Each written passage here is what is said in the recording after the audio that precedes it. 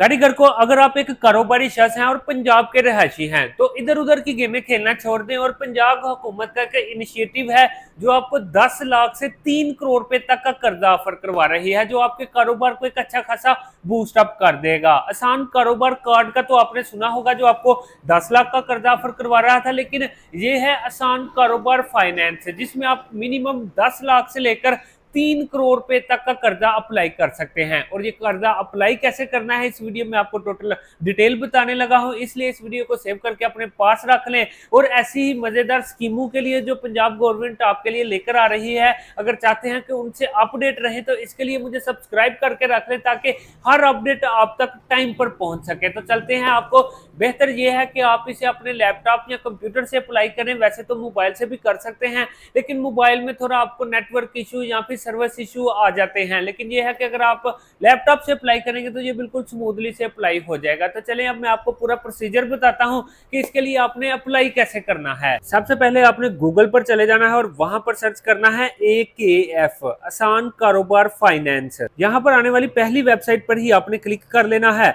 और आपको यहाँ पर अप्लाई फॉर आसान कारोबार फाइनेंस वाली विंडो शो हो जाएगी, इस पर क्लिक कर लेना है। इसके बाद ये वाली विंडो ओपन हो जाएगी जिसमें टोटली इंस्ट्रक्शंस आपको दी गई हैं कि कौन कौन से आपको डॉक्यूमेंट रिक्वायर होंगे, जिसमें आपको एक मोबाइल नंबर की जरूरत है, कॉपी ऑफ CNIC की जरूरत है, एक एक्टिव फाइलर होना आपके लिए लाजमी है, बिजनेस की इनकम और बिजनेस की टोटल डिटेल आपने बतानी है। अगर आपका कारोबार रेंट पर है तो वो भी आपने टोटल डिटेल बतानी है। आपने इंश्योर करना है कि आपका जो एप्लीकेंट क्राइटेरिया है वो आप उस पर पूरा उतरते हो। और ये लोन 2 टायर्स में डिवाइड किया गया है, T1 और T2। T1 में आप 10 लाख से लेकर 50 लाख तक अप्लाई कर सकते हैं, जिसमें आपकी 5,000 रुपया अप्लाई फीस लगेगी। और T2 में आप 50 लाख से लेकर 3 करोड़ तक का कर्जा अप्लाई कर सकते हैं, जिसकी आपकी अप्लाई फीस 10,000 रुपया होगी।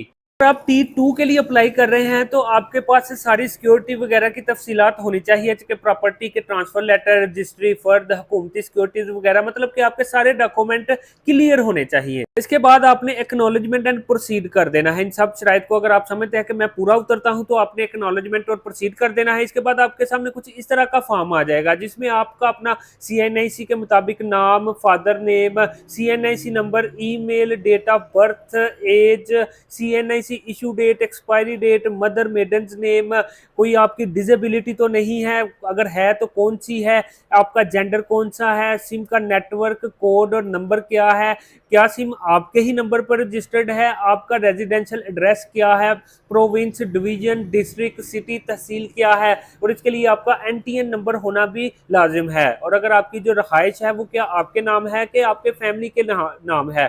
और इसके लिए आपको एक बड़ी इंपॉर्टेंट चीज है कि आप कोई पॉलिटिकली एक्सपोज्ड पर्सन तो नहीं है। पॉलिटिकली एक्सपोज्ड पर्सन का मतलब यह है कि आपके ऊपर कोई करप्शन का केस या कोई आप पर कुछ इस तरह का केस नहीं है जो फाइनेंस के रिलेटेड है। अगर है या फिर आप एक सियासी बंदे हैं जो कि करप्शन में मुलव्वस पाए गए हैं या आप पर कोई केस चल रहा है, तो फिर आप इस प्रोग्राम में एंटर नहीं हो सकते। उसके बाद आपने एक पासवर्ड सेट कर लेना है और इसको आपने रजिस्टर कर लेना है। रजिस्टर करने के बाद, लॉग इन करने के बाद बेसिकली ये आपको 5 स्टेप मांगेगा, जिसमें आपकी पर्सनल इंफॉर्मेशन है, मतलब कि आपकी टोटल ही डिटेल वैसे तो जो आपने दी होगी वो खुद ही फेच कर लेगा, जो एक्स्ट्रा इसको रिक्वायर होगी वो मांग लेगा। उसके बाद आपने बिजनेस डिटेल बतानी है कि कौन सा कारोबार करना है, कैसा कारोबार करना है, आप कारोबार में करते क्या है, कारोबार की सेल क्या है, आपने उसकी टोटल ही आउटकम बता देनी है। उसके बाद आ जाता है लोन फाइनेंशियल डिटेल्स, मींस कि आपने लोन के बारे में बताना है कि मुझे कौन सा लोन चाहिए,